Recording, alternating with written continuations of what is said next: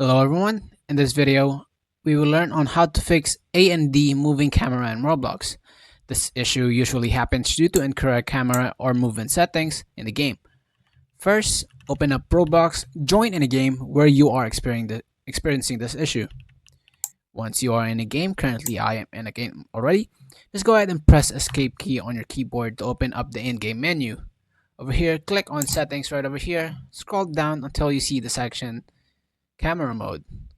Over here on camera mode, go ahead and tap on this arrow on the right or the left and find default or classic. In the same section, go ahead and go to movement mode and find keyboard and mouse. Same thing as well. Just go ahead and click on the arrow over there.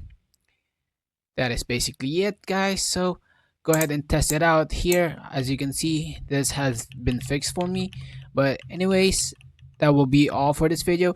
And if you guys find this video helpful, please leave a like on this video. Thank you guys so much for watching. Have a wonderful day. Peace.